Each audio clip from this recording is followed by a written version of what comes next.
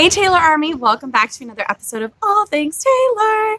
Sorry if I sound like this. I am getting over a cold, which is, kind of dangerous when you have, a lot of breathing issues. And again, if it's a little wonky, I am using a selfie stick because I want to be very animated with my hands. So today I am doing a new blog post following up on my follow-up, on my additional follow-up of what it was like growing up haunted, which was featured in my blog on Medium. Parts 1 and 2 so far, and then I just recently uploaded part 1 to my YouTube channel. So for everybody in the Taylor Army, make sure y'all stay up to date on everything as far as my Twitter, Instagram, blog, and my YouTube, because you never know where I'm gonna drop some stuff. Side note, how cool is my mom, guys? I don't know if you can kind of see the little knight in shining armor and all these really cool gargoyles. She finds all these sculptures and kind of repurposes them and repaints them. I get a lot of my artisticness from her. I think she's pretty badass. Anyways, so what it was like, real ghost stories growing up haunted, part 2. So for anybody that didn't read parts 1 and 2 on my blog, or has yet to see Real Ghost Stories Growing Up Haunted part 1 on this YouTube channel, I'll just do a brief recap because this story actually predates the one about the balloon in Growing Up Haunted part 1. So I grew up in Massachusetts in a house that was built in 1912. We moved in there with my grandmother when she was sick with cancer. We had moved there when I was either 4 or 5, or just turning 5 years old. So we moved there in the early 90s. So this story actually takes place in about 1994, 1995. P.S. guys, I don't know if you were loving my earmuffs. I decided to take my chances and do an outdoor workout. I love it. I kind of feel like a gray polar bear, Princess Leia. I don't know. Anyways. So growing up haunted was crazy. And like I was saying, it gives you a very healthy respect for the things that go bump in the night. I kid you not. This house, I still have dreams about it. So does my sister. She was telling me it's almost like, ooh, the house is calling back to us or something. So this story kind of takes place shortly after my grandmother had died in the house. 4 people, by the time we had moved in, had passed away in the house over the years.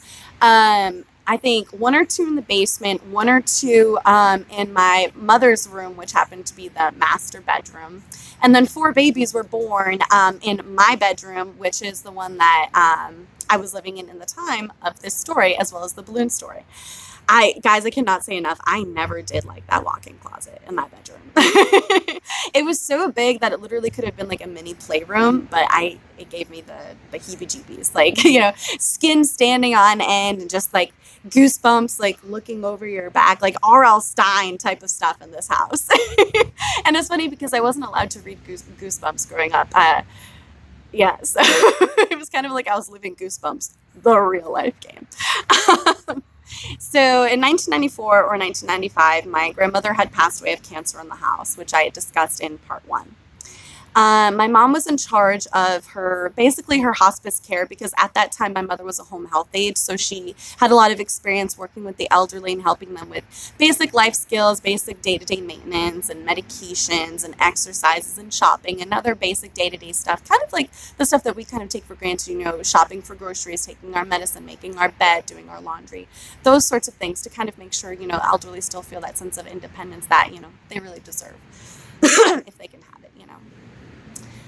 So I actually remember where I was when I was 5 when my grandma died. I remember standing in the recliner chair because I was pretty small, and I had my arms on the top of it, and I was leaning over just looking, and I was seeing everybody coming in and out of the house paying their respects.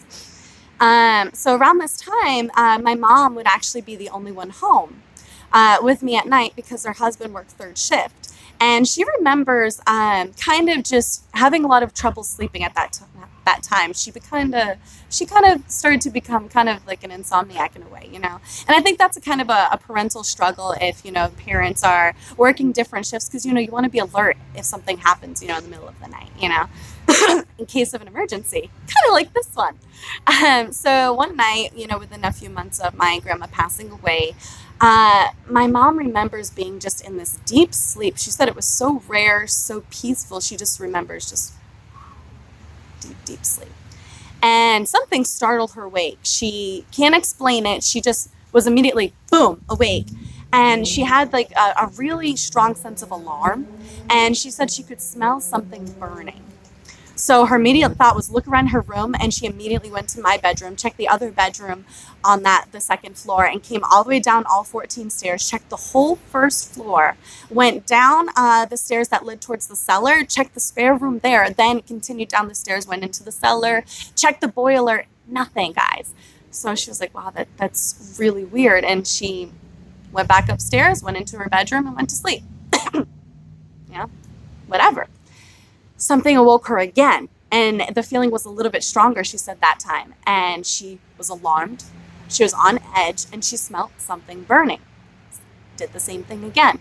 Looked in her whole room, immediately went to my bedroom, checked the other room, went down to the first floor, checked all the rooms on the first floor, went down into the spare room, down into the cellar, checked the boiler in the cellar. It was an old house. Again, nothing. She could not explain it, but she just felt something was wrong. So she went back upstairs and went back to bed. And she said this happened to her several more times throughout that night. And each time the sleep got more and more deep and more peaceful, which is very odd because normally it would take a really long time to go back into such a deep and peaceful sleep. And this last time, she said something immediately just snapped her awake, and she was very, very scared at that time. She was very, very alarmed. She said it was the strongest of the feeling that each time it had happened that night, right? And she said the smell of smoke was so strong, it was like you were breathing it in. You could just smell it. It was in the air. Immediately ran to my room, nothing. Immediately went to the other room right at the top of the stairs, nothing. Went down into the first floor, couldn't see a darn thing. She went down into the cellar, down into that spare room, nothing. Checked the boiler, nothing. And on her way back upstairs towards where the bedrooms are on the second floor, the stairs go doot, doot, doot, doot, and then you're on the landing. My bedroom is the first after you turn the corner into the landing, into the hallway, and then you go into the room. Well, halfway up the stairs, something was really she said, just nagging her to check my room again, which she thought was odd because that wasn't a feeling she had had all the other times that night. But something was pulling her towards my room, and she just felt, I have to go back into Taeler's room one more time. So she opens the door again, walks into my room, and there, the lamp from my bedroom, my bedside table, was tipped over several feet away from the table onto the floor, and the bulb was burning a bulbous-shaped hole into my floor. You could feel the charcoal soot, and the lampshade, guys, was like 4 feet or so across the room on the other side of the room in front of that walk-in closet. There was no animals running from that room. There was no crash noise, no disturbance of any kind to be heard or seen. But yet, my lamp was literally, and it was a ceramic base. It had like this little scene. I forget now because I'm so much older, but it had like a ceramic scene. It wasn't broken. Anybody knows if a ceramic falls, it's most likely going to shatter or break in some way. You'll have to go back together. Nothing, guys. It was just tipped over as if somebody took it through the lampshade and literally put it onto my floor. And what's so odd is for years growing up, I could go like this and soot would be on my fingers. And I had that shape in the wood of my floor growing up in that room.